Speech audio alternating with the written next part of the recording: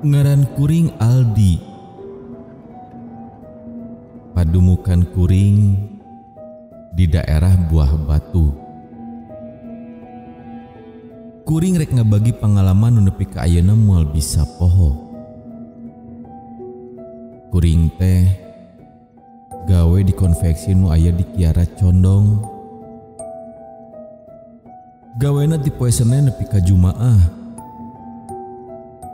Hari Sabtu jeung Minggu mah jatahna libur. Tapi lamun dina poe libur teh sok dipake gawe sampingan ku kuring. Nyaeta jadi ojek online atawa ojol. Lumayan keur nambah-nambah modal jang kawin. Sabab kuring masih bubujangan. Can pernah ngalaman rumah tangga. Harita poe Sabtu seperti biasa kuring aktifkeun aplikasi jam 8 isuk-isuk. Tuluy kuring ngadaguan orderan sabari ngajalankeun motor.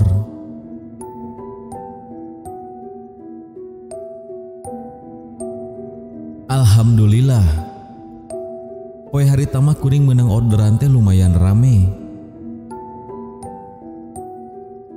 Di jam 8 nepi ka jam 12 harita geus meunang ka 4 customer.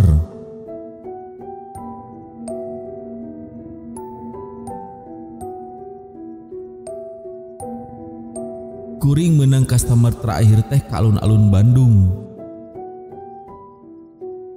Nya teu poho. Pas adzan kuring ngilu salat heula di masjid alun-alun Bandung. Beres salat kuring ditelepon ku nu jadi mamang. Cenah menta nganteur meuli jas ka Cimol Gede Bage keur budakna isuk perpisahan sakola.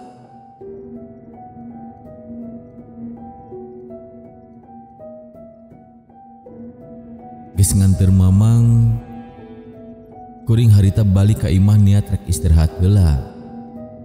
Pamikir engke rada sore rek dilanjut deui ngojek. Satepina di imah, kuring harita langsung mandi. Beres mandi, kuring kasarean.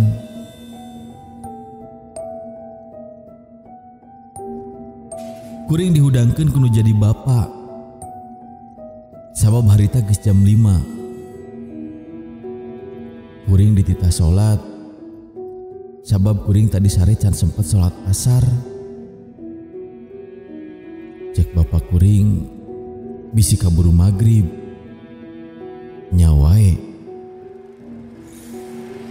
geus salat asar tekung silila kadenge adzan magrib.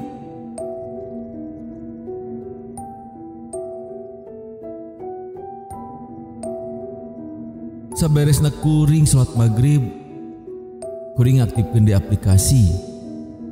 Indi ti imah bari ngajalankeun motor, maksud rek neangan di orderan.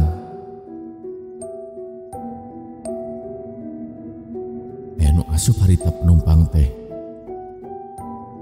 Eta penumpang menta dianteur di perapatan Buah Batu ka Masjid Raya Al Jabar nu aya di Gede Bage.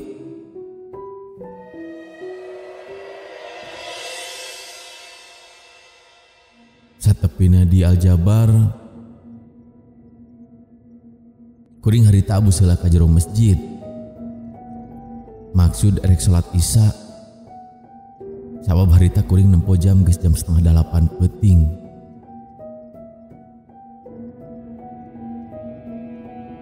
Saberesna salat, kuring ngadon cicing heula di Masjid Al Jabar. Malah kuring sempet popotoan jeung nguriling heula di eta masjid. Sabari ngadagoan customer. Kira-kira geus aya jam 8 leuwih. We nu asup customer ojol teh.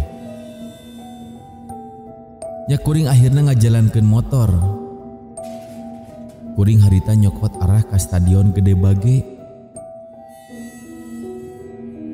keur nyetir motor, kerasa beuteung kuring lapar. Kuring karek inget lamun kuring can dahar.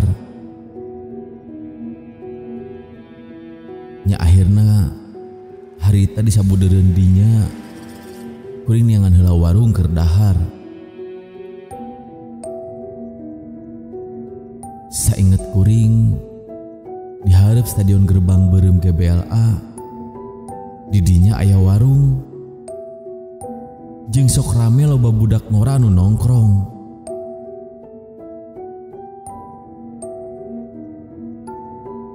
Akhirna kuring nyimpang heula di eta warung nu aya di hareupeun Gerbang Beureum. Kuring harita dahar. Sabari pesen rokok jeung kopi. Sanggeus beres dahar, kuring nempo HP. Geuning ampir jam 9 peuting. Tuluy kuring mareuman aplikasi ojol. Pamikir kuring, geus cukup lah, rek balik wae. Ucap kuring dina jero hate.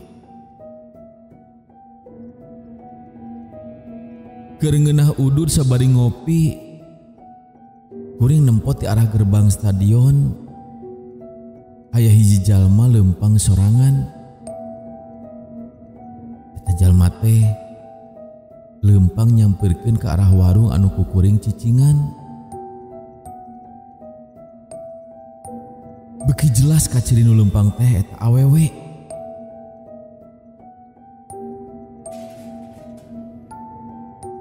Awewe anu make baju Persib warna biru. Dinu beheungna dibeungkeut ku sal Persib. Kuring sempet ngomong dina jero hate. Nah nya ayeuna keur aya Persib. Tapi lamun aya Persib, meureun kaayaan di stadion GBLA teh rame. Moal ti isieun siga kieu. Jeung pastina loba bobotoh. Dina kaayaan ngahulang kitu eta awewe nu kaciri leumpang teh geus aya di hareupeun kuring. Ayeuna mah jelas eta awewe teh anu katempo ku kuring. Buukna panjang, beri jeung pirang diwarnaan. Huntuna dibehel. Jeung numutkeun kuring mah eta awewe teh lumayan geulis. Tapi ku anehna eta awewe leumpangna rada pincang jeung nyeklan beuteung.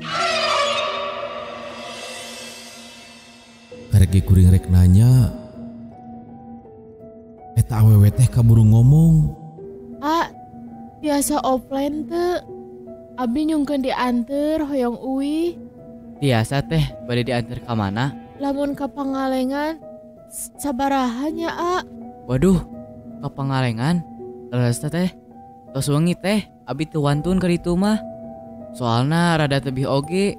Emang teteh Pangalenganna di mana? Abi Pangalengan caket situ Cileunca, Duh, komo kadingnya teh. Saya mah teu wantun. Soalna rada sepi. Terus pandanganna minim. Bios Abi hoyong uwi. Kek ku abi dibayar 3 kali lipat. Tadina kuring ge embung. Tapi ngadenge si teteh ieu ngajanjikeun rek mayar 3 kali lipat. Katambah deui kuring karunya ka manehna. Nya kuring nyanggupan ngantirkeun manehna. Tapi ieu leres kan? Sieuna engke teh ngaron jahat atau kumaha-kumaha? Moal Abi mah leres. Abi bade uwi tos teu kiat ieu petuangan abi nyeri. Ge, ku abi dibayar lamun tos di bumi. Ya abi nuju teu nyandak artos. Geus sapakat sagala rupana. Kuring harita mayar heula duit ka warung urut dahar. Keur kuring mayar, si tukang warung nyeletuk. Ai ngobrol sareng saha? Tuh beh, jeung awewe customer. Hoyong dianterkeun uih ka Pangalengan cenah. Si mah heureuy wae. Jelas-jelas ku abi ditinggali tadi ngobrol nyali rahasia teh. Juga ben hureuy mah rek nyingsinan kuring meureun. Cek kuring teh sabari seuri tuluy mikeun duit. Akhirna kuring harita nganteur eta awewe teh. Samemeh indit kuring muka Google Map. Sabab kuring neangan rute anu gancang.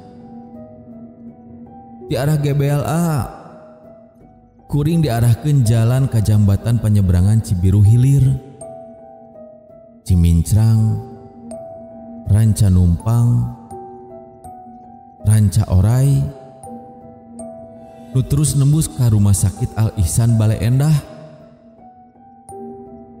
Sanggeus manggi rumah sakit mah kuring mereuman maps. Kusabab kuring geus apal daerah dinya mah, tinggal nyokot arah ke Banjaran. Singkat cerita kuring geus rek asup ke Pangalengan. Kuring manggih parapatan Pangalengan.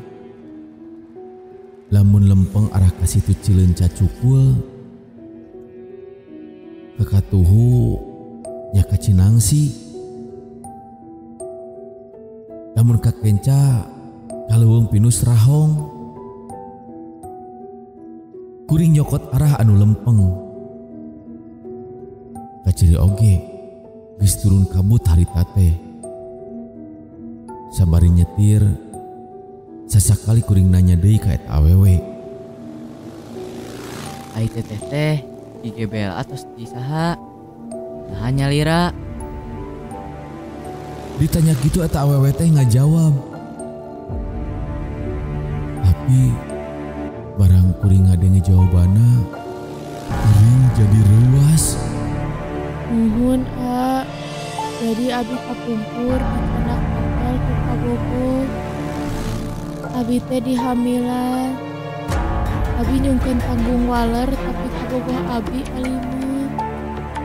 Abi teh ditusuk terus dipikeun di sawah deket GBLA. Ngadenge cerita na kitu mah, kuring harita kaget pisan. Antara percaya jeung teu percaya. Lamun diomongkeunna bener, berarti nu ku kuring diantirkeun teh lain jelema. Kuring harita mah langsung ngirimkeun motor. Dina kaayaan spontan kuring nempok ka eta awewe. Basa kuring ngalieu ka eta awewe.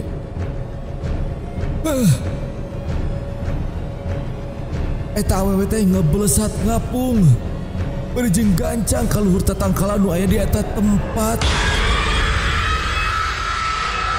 Kuring harita mah istighfar. Eureun-eureun. Tuluy kuring ngadon cicing di sisi jalan.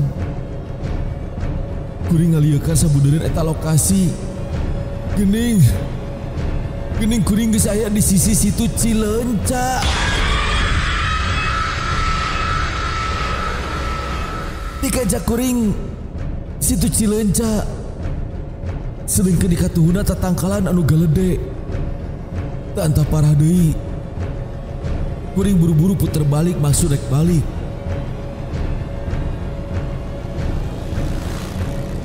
Sanggeus lumayan rada jauh. Dina waktu kuring mawa motor,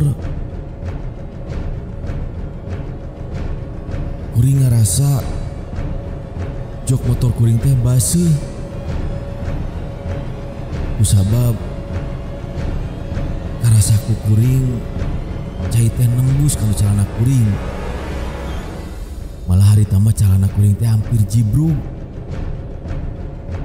Harita kuring sabari nyetir motor rada nilik-nilik. Nah cai naon ieu teh? Kuring katempo bari dicampaan. Nah cai eta teh siga warna beureum. Harita keneh kuring langsung ngeureunkeun motor. Sabab penasaran. Basa geus kuring turun. kuring nempo jeung nyabakan kuring rada kental. Ieu mah lain cai tapi getih. Kuring jadi reuwas. Nah getih naon? Jeung getih ti mana? Bari kaayaan panik. Harita kuring langsung mukakeun bagasi. Maksudnya kebersihan eta getih nu aya dina jok kuring teh. Bari culang cileung kuring ngelapan getih anu aya dina motor jok kuring. Geus bersih mah kuring langsung ngalanjutkeun deui perjalanan kuring maksud balik ka imah. Kuring ngarikan motor kadenge hawar-hawar siga aya suara awewe anu seuri cicik-kikikan.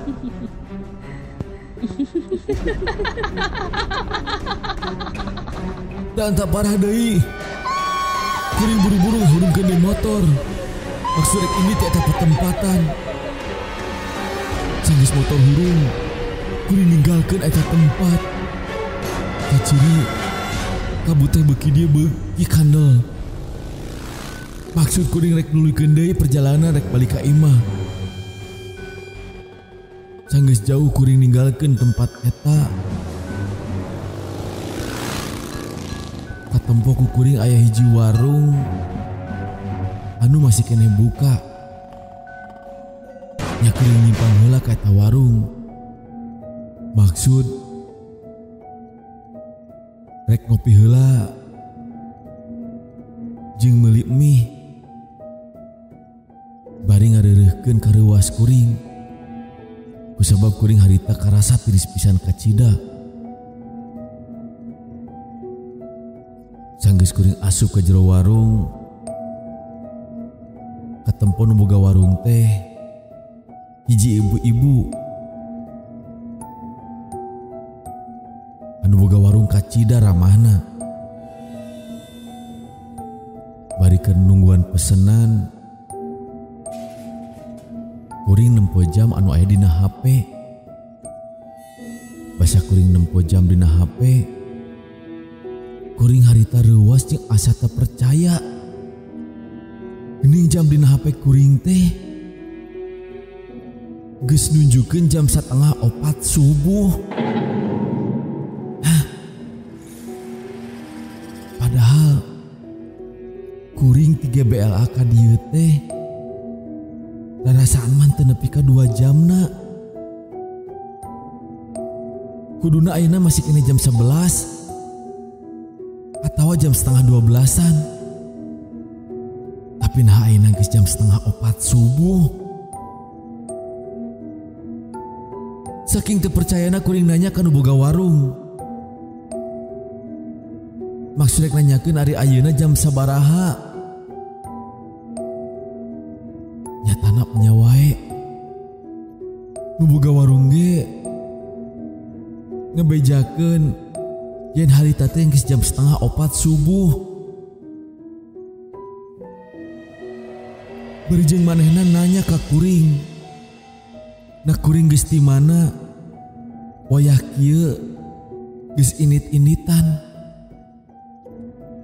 Antara percaya jeung teu percaya. Karena naon anu kaalaman ku kuring. Yantugna kuring ngajelaskeun kejadian kuring ti mimiti nepikeun ka akhir. Tapi di caritaan kitu eta nu boga warung teh ngadon nyengir ngadenge caritaan kuring sabari ngomong cenah geus teu aneh di dieu mah. Komo harita pernah aya anu dilinglungkeun di kebon enteh nepikeun ka 2 poe teu kapanggih. Malahan eta jelema anu dilinglungkeun teh geus siga anu gelo. Geus ngalaman kitu mah kuring harita rek balik teh jadi asa-asa. Jak kuring ngadagoan geus adan subuh heula. Kuring harita maksud rek gilu heula salat subuh. Di mana geus beres salat, kakara kuring balik. Sanggeus rengse salat subuh, kuring niat rek nulikeun perjalanan keur balik ka imah. Tapi kudu boga warung, kuring ngadon di bakalan dahareun. Nya akhirna kuring nuluykeun lalampahan kuring buru balik ka imah. Basa nepi ka imah, bapak kuring nanya, "Nah kunaon kuring teu balik?" Kuring harita mah rada ngabohong. Sabab lamun dibejakeun ngalaman hal aneh anu siga kitu, komo indit ka pangalengan peuting-peuting, pastina kuring bakal dicarekan kudu jadi bapak. Ya akhirna kuring mikeun dahareun pamere ti si ibu warung teh. Eta dahareun ku kuring dipurudulkeun tinu keresek. Basa kuring keur murudulkeun dahareun tinu jero keresek, katempo aya anu murag. Basa ditempo geuning eta teh foto ukuran 2x3. Dina eta foto teh katempo salah seorang awewe anu basa ditilik-tilik. Geuning eta teh foto awewe anu basa peuting ku kuring dianterkeun di GBLA ka Pangalengan.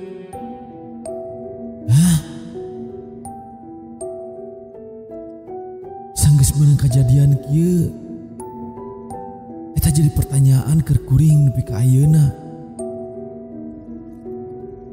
Nah saha eta awewe teh? Terus aya hubungan naon eta awewe jeung ibu-ibu tukang warung anu pernah kaanjangan ku kuring